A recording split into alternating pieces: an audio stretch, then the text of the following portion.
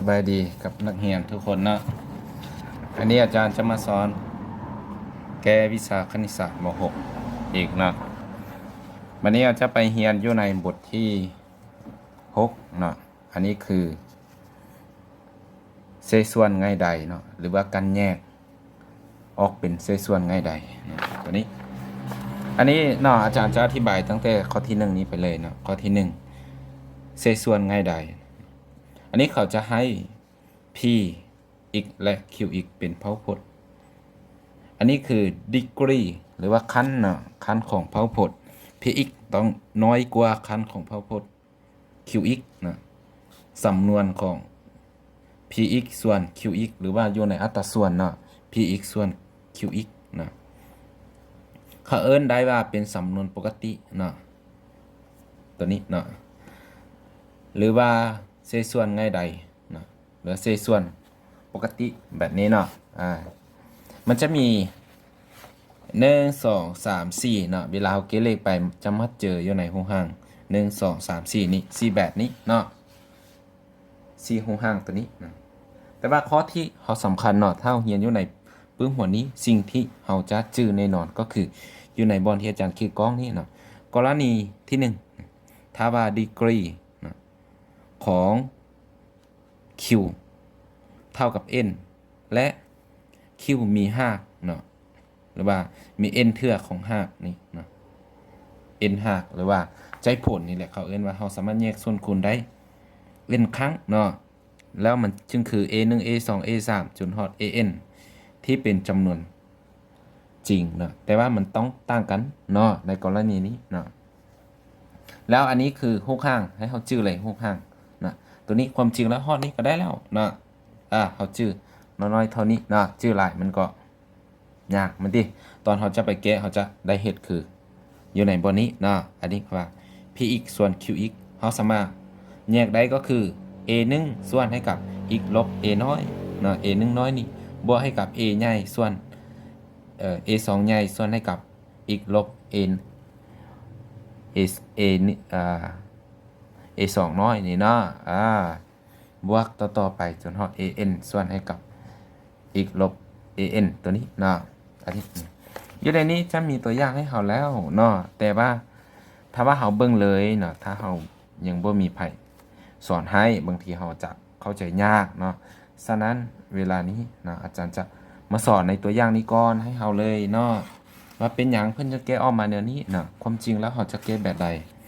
นะอาจารย์จะเขียนเลยข้อคำถามว่าจงแยกอันนี้จะเอิ้นว่าพหุพจน์นะส่วนพหุพจน์ตัวนี้นะออกเป็นเศษส่วนง่ายใดเขาจะเขียนเลยเขามี x กำลัง2บวก1ส่วนให้กับตัวนี้คือ x คูณ x ลบ1คูณให้กับ x บวก1ให้เขาต้องจื้อเนาะถ้าว่าเขาเก่งบางทีอาจารย์เขาจะเฮ็ดตัวนี้มาให้เขาจะบ่แยกส่วนคูณให้ก็ได้เนาะสมมุติว่าถ้าอาจารย์ออกกฎกาเนาะอยู่ในม .6 อาจารย์จะบ่แยกอาจารย์จะเอา x คูณเข้าแล้วก็เอา2ตัวนี้คูณเข้ากันเนาะมัน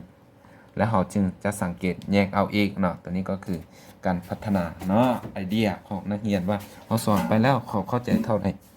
นะวันนี้เรามาเบิ่งเลยอาจารย์จะพาแก้เนาะความจริงมันจะมีอยู่ในนี้นะผู้ใดจะเบิ่งอยู่ในนี้ก่อนก็ได้เนาะแต่อาจารย์ว่าเป็นอย่างเขาจึงเขียนได้แนวนี้ให้เขาจื้อเนาะถ้าว่ามันมีจักส่วนคูณเขาก็เขียนไปตามสูตรตัวนี้มันติอันนี้มันมี1 x ก็คือส่วนคูณ1 2 3ถึงเท่ากับตัวนี้ให้เขาเขียนเป็น a เนาะบางคนจะเขียนเป็น a1 a2 ก็ได้เนาะ a1 นี่ส่วนให้กับคือตัวนี้เลย x นี่บวกให้กับ a2 ส่วนให้กับ x ลบ1บวกให้กับ a3 ส่วนให้กับ x บวก1นะหรือนะอาจารย์จะสอนวิธีตัวนี้ไปเลยอาจารย์เขียนตัวนี้ลืมเบิ่งบ่เห็นเนาะวันนี้ได้แล้วมันดิอันนี้หรือนะอาจารย์จะยกตัวอย่างตัวนี้เขาสักเขียนได้2กรณีเนาะคือ x กำลัง2บวก1ส่วนให้กับ x คูณ x ลบ1คูณให้กับ x บวก1เท่ากับอันนี้ a นะเขียนคือ9ส่วน x บวกให้ตัวนี้เขียนเป็น b ก็ได้นะส่วนให้กับ x ลบ1บวกให้กับ c ส่วนให้กับ x บวก1แบบนี้ก็ได้เนาะอันนี้ รวมแล้วแต่เฮาวางเนาะอันนี้เนาะแต่เฮาต้องลงกันก็พอเนาะแล้ววันนี้อาจารย์จะพาไปแก้อันนี้คือง่ายๆเนาะอันนี้ก็คือการพื้นผู้ร่วมขั้นตอนทางอิฐให้เราเขียนว่า x กำลัง2บวก1ส่วนให้กับ x คูณให้กับ x ลบ1คูณให้กับ x บวก1ตัวนี้เนี่ยขั้นตอนตัวนี้เนี่ยถ้าเรามาเทียบตัวนี้เท่าเนาะอยู่ในปื้มเขาจะเห็นแนวใดมาฮอดตัวนี้เนาะเขาจะได้ตัวนี้เลยแม่นบ่ว่าตัวนี้เท่าอยู่นี่บางทีเราจะบ่ฮู้เลยว่าตัวนี้มาแต่ใส่แม่นว่าแต่ว่าอยู่ในนี้เนาะอาจารย์จะเปิดอยู่ในตัวนี้ให้เราเบิ่งนี่เขาจะได้มาแบบนี้เลยเนาะนี่มาแบบนี้เนาะฉะนั้นบางคนอาจจะงงเลยว่าโอ้มันได้มาเดียวได้เนาะแต่ว่ามาอยู่ในนี้อาจารย์จะสอนให้เนาะตัวนี้เขาสังเกตจากนี้เขาจะถือว่าตัวนี้เป็นผู้รวมทั้งหมดเนาะตัวนี้เนาะฉะนั้นเวลานี้ถ้าว่าเขาอยากเขียน2ตัวนี้เนาะเขาพูดว่านี่อยู่ในนี้เนาะมันได้มาแนวใดคือเขียน x ลบ1คูณให้กับ x บวก1คูณให้กับ a 1ความจริงแล้วเขาจะเอาตัวนี้เนาะนำใช้ x เนาะคูณให้กับ x ลบ1คูณให้กับ x บวก1ตัวนี้ไปหารให้อีกแสดงว่าเหลือ2ตัวนี้เนาะเขาจะเอาตัวนี้คูณใส่ a ตัวเถิงนี้เนี่ยฉะนั้นเขาจึงได้อยู่ตัวนี้เขียนเป็น a คูณให้กับ x ลบ1คูณให้กับ x บวก1ตัวนี้เนาะแล้วตัวนี้เขาชื่อว่าส่วนให้กับ x คูณให้กับ x ลบ1คูณให้กับ x บวก1ตัวต่อไป b b เขาก็ได้คือกันเขาต้องนำพจน์นี้มาหารให้ตัวนี้สุดท้ายเหลืออยู่ตัวนี้เขาเขียนเป็น x ก็ได้เนาะ bx คูณให้กับ x บวก1ตัวนี้เพราะว่าเอาตัวนี้เนาะมาหารตัวนี้เนี่ยแสดงว่าตัวที่คือกันนี้จะเหมือนไปจะเหลือตัวนี้คูณใส่ b นะส่วนให้กับ x คูณให้กับ x ลบ1คูณกับ x บวก1อันนี้ความจริงแล้วเมื่อนี้เขาว่าฝากนี้เนาะมันจะพูดจะต่างกันกรณีนี้เขาต้องขึ้นผู้ร่วมเนาะให้พูดมันคือกันเนาะอันนี้นะถ้าเราสังเกตเนาะแต่ว่าเขาแยกได้มาจากตัวนี้ฉะนั้นอาจารย์จึงอธิบายว่าเอาตัวนี้มาหารตัวนี้แล้วตัวที่เหลือก็คูณใส่ a เลยเอาตัวนี้มาหารให้พูดตัวนี้ได้ตัวที่เหลือก็คูณใส่ b เลยเนาะอันนี้นะหลักการเขาอาจจะได้เรียนอยู่มตอนเรียนมต้นน่ะฉะนั้น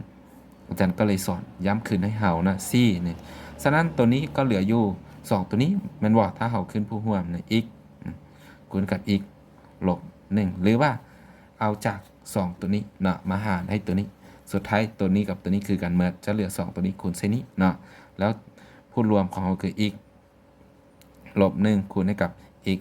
บวก1เนี่ยหรือว่าเขาจะสังเกตว่าถ้าเอาคัดจบตัวนี้กับตัวนี้เนาะ2ตัวนี้กับตัวนี้จะหมดไปจะเหลือตัวเก้านะมันออกคือ9แสดงว่าทึกเนาะกันเกณฑ์เลขเท่าคำนวณย้อนกลับเนาะแล้วมาฮอดเวลานี้เขาสังเกตว่าพูดนี้คือกันทั้งหมดเนาะกรณีนี้จะสำคัญเนาะกรณีนี้ถ้าว่าพูดคือกันทั้งหมดเนาะให้เฮาจงเอาแต่ละพูดนี้เนาะเอาพูดนี้เนาะอันนี้เนาะตัวนี้เมื่อตัวนี้ให้เราต้องจื้อเนาะบางทีบ่ฮู้ว่าอาจารย์จะสอนแบบใดให้เนาะแต่ตัวนี้อาจารย์จื้อเลยว่าเราต้องถือว่าถ้าว่าเราอยากได้ค่าของแต่ละตัวนี้เนาะเราต้องเอา3จำนวนที่ว่าเป็นพูดนี้เนาะแต่ละอันนี้ไปเท่า0นะแล้วเราจะถอนได้ค่าของมันขึ้นมาเวลานั้นเราจะเอาแต่ละค่าที่เราถอนได้นี้ไปแทนใส่สมผลตัวเดิมนะยกตัวอย่างเช่นเนาะอันนี้เนาะอาจารย์จะเขียนเนาะอันนี้ x เท่า0ตัวนี้แม่นว่าถ้าตัวนี้เราเอาเท่า0มันจะได้อีกเท่าหยังเท่า1อีกเท่าหยังเท่าลบ1นะอันนี้คือเรามีนะจากบนเลขตัวนี้แม่นว่าหลังจากตัวนี้ถ้าเราเห็นในนี้มาเราจะทิ้งพูดตัวนี้ไปเนาะแล้วเอาจำนวนพูดมาคิดไล่ต่อนี่เราจะได้ x กำลัง2บวก1เท่ากับ a เขาจะเขียนจำนวนพูดเลยเนาะนี่คูณกับ x บวก1แล้วบวกให้กับ bx คูณกับ x บวก1บวก 4x คูณ x ลบ1อันนี้เขาจะวางเป็นสมผลที่1เนาะเมื่อตัวนี้นะติวางเป็นสมผลที่1ไว้เนาะ เป็นอย่างอาจารย์จะวางเป็นสมมุติที่1สมมุติที่1มันจะง่ายให้เขาเนาะเวลาเขาเก็ตเลขตัวนี้เขาจะว่าจาก3อันที่เอาวางมานี้แม่นว่าหรือว่าเขามีจากพูดตั้งเขาจะว่าพูดเอาพูดไปเท่าศูนย์เลย เพื่อจะได้ค่าของตัวนี้มาแทนใส่ตัวนี้เพื่อจะได้ว่าได้ตัวเลขของ AB มาแทนใส่ตัวนี้เนาะหมายความว่าตัวนี้เขาจะได้มาแทนใส่อีกเนาะเมื่อเขาได้ AB เนี่ยอาจารย์จะเขียนตัวนี้เป็นสมผลเดาก็ได้เนาะเพราะว่าเขาจะได้แทนคืนเนาะแล้วตัวนี้เป็นสมผลที่1เนี่ยเฮาจากสมผล1เนาะจาก1เนี่ยเมื่อ x เท่า0เนี่ยถ้าว่าจาก1เมื่อ x เท่า0แม่นว่าแสดงว่าบ่อนใดมี x เฮาเขียน0ไปให้หมดนะให้เฮาต้องจื้อบ่อนใดมี x เฮาจะเขียน0ไปหมดเนาะถ้าเทียบใส่ในปื้มนี้มันจะเป็นแบบนี้เนาะเนี่ยเวลานี้เขาจะเขียนได้เนี่ยนี่คือกันเนาะเต็บอันนี้คือ a1 a2 เนาะอันนี้เวลานี้จะได้แบบนี้แล้วหลังจากนี้เขาจะว่าจากเสมอผลขั้นถึงนี้เขาเห็นว่าเนาะอันนี้คือเสมอผลแม่นบ่แล้วเขาจะว่าเมื่อ x เท่า0นี่แล้วอีกเท่า1อีกเท่า2ถ้าว่าเฮาบ่ฮู้นะบ่มีครูสอนเฮาจะบ่ได้เลย2ตัวนี้เนาะฉะนั้นเนาะอาจารย์จึงมาสอนวิดีโอตัวนี้ให้ว่าให้เฮาถือเป็นแบบนี้เลยเนาะถือเป็นแบบนี้มันจะสอนได้หลายๆแบบเนาะจากตัวนี้เนาะมันจะมีหลายหลักการเนาะบ่ฮู้ว่าอาจารย์เขาสอนแบบใดแต่อาจารย์จะลองสอนแบบนี้ให้เฮาก่อนเนาะแล้วคิดต่อไปอาจารย์จะมาสอนให้ละเอียดกว่านี้ก็ได้เนาะแล้วทางอีกเฮาต้องเข้าใจแบบนี้ก่อนเขาต้องชื่อว่าทุกๆเทื่อเขาต้องเอาพูดนี้เนาะไปเท่าศูนย์ให้เหมือนนะแล้วเขาจะแทนไปถ้าว่าเขามีพูดนี้จักอันเขาต้องแทนไปจักเทื่อเนาะสมมติ4อันเขาต้องแทน4เทื่อ2อันต้องแทน2เทื่อเนาะอันนี้คือการแก้หกห่างจากสำนวนปกติรูปแบบ px ส่วน qx หรือเผาผลส่วนเผาผลแต่เวลานี้เขาอยากแยกออกเป็นแต่ละอัตราส่วนเนาะอันนี้เขาจะได้นำใช้เข้าในการแก้สังคณิตอีกนะให้จื่อไว้ฉะนั้นเขาต้องเป็นเนาะตัวนี้ถ้าบ่เป็นก็มันจะบ่ได้เนาะฉะนั้นเขาเบิ่งตัวนี้ก่อนหลังจากนี้อาจารย์จะสอนนี่วันนี้อาจารย์จึงว่าจากอันที่1เมื่ออีกเท่า0เขาก็จะได้แม่นว่าอาจารย์เขียนต่อเส้นนี้นะเขาจะได้ถ้าอีกเท่า0เขาจะได้แทนค่าไปเลยถ้าอีกเท่า0แสดงว่าตัวนี้กลายเป็น0แม่นว่าใน0กำลัง2บวก1อาจารย์จะเก็บละเอียดให้เบิ่ง a นี่คูณให้กับ0ลบ1คูณให้กับ0บวก1บวก b b คูณ0หมายความว่า b คูณ0ผลนี้จะกลายเป็น0เหมือนเลยไม่ว่าถ้าเราจื้อเนี่ย x x ก็คือ0เนี่ยอาจารย์จะแทนรอบทาง x นี่เดี๋ยวนี้ให้เราเบิ่งก่อนเด้อรอบต่อไปอาจารย์จะเกณฑ์ย้อนใน1เนี่ยคูณ0คูณให้ x ลบ0เนี่ยอันนี้แม่นว่าหลังจากนี้เราจื้อดีๆเนี่ยถ้าตัวนี้กลายเป็น0แสดง1เนี่ยเท่ากับตัวนี้นะตัวนี้กับตัวนี้แสดงว่า0ลบ1ได้อยู่ลบ1 0บวก1ได้อยู่1ลบคูณลบลบคูณบวกกลายเป็นลบแสดงว่าลบ a นี่พอ1คูณ a แม่นบ่จะได้ a เหลือค่าลบเนาะมานี้ตัวนี้0แม่นว่า b คูณ0กลายเป็น0 0คูณให้จำนวนนี้ก็กลายเป็น0แสดงว่าตัวนี้ก็เท่า0ตัวนี้ก็เท่า0แม่นบ่คูณเนาะอันใดคูณ0ก็เท่า0หมดให้เราจื้อเนาะเพราะ b อยู่ในกลุ่มจำนวนจริงเราต้องเข้าใจแสดงว่า a ของเราเท่ากับคูณลบเขาเราจะได้ a เท่ากับลบ1นี่ฉะนั้นเวลานี้เขาจึงได้ a ลบ1อยู่ในนี้เขาเบิ่งเนาะเนี่ยความจริงเป็นอย่างอยู่ในปื้มเขาจะแก้มาแบบนี้เนี่ยสมมุติกรณีเมื่อ x เท่า0นี้แม่นว่าเนี่ยเขาจื้ออยู่ในปื้มเขาจะแก้แบบนี้เลยถ้าว่าเขาบ่จื้อเขาจะบ่ได้แม่นว่าเขาบ่ฮู้บ่มีผู้ใดสอนให้บางทีเขาบ่ฉลาดอีกเขาจะบ่ได้แม่นว่าฉะนั้นอาจารย์จะแก้แบบนี้เนี่ยก่อนที่มันจะได้1ลบ1นี้มาแนวใดเนาะบัดนี้อาจารย์จะไปแก้ต่อให้เบิ่งจาก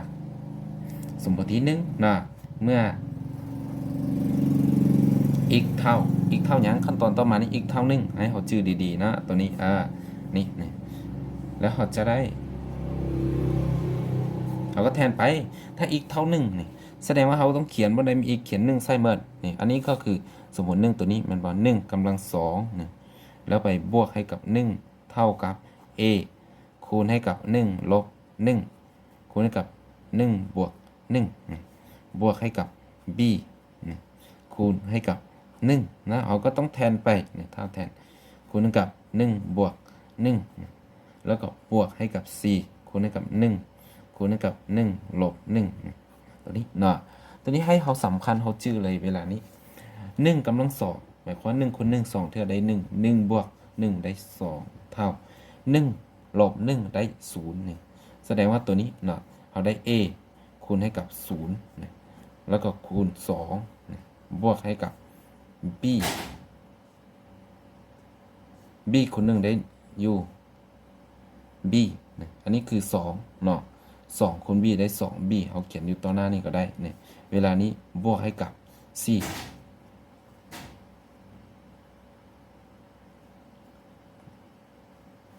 นี่เขาแทนไปเป็น1เหมือนว่าตัวนี้คือ1เหมือนว่า1ลบ1ได้0แสดงว่า4คูณ0เวลานี้หมายความว่าถ้าเราสังเกตว่า1ลบ1จะกลายเป็น0คูณจำนวนจริงตัวนี้ต้องเท่า0เวลานี้2ตัวนี้เป็น0แล้วเนาะถ้าว่าเราจื้อเนาะอยากเกณฑ์ย่อแต่ถ้าบ่เกณฑ์ย่อขั้นตอนนี้เราจึงว่าตัวนี้เท่า0ตัวนี้เท่า0อีกครั้งก็ได้แม่นว่าแสดงว่าเราได้อยู่2เท่ากับ 2b หรือว่า b เท่า 2b เท่า2ถอน b เท่า2หาร2แม้นว่าย้ายจับผลคูณไปเป็นผลหารได้1นะเวลานี้เขาจึงได้ b เท่า1นะให้เขาจื้อนี่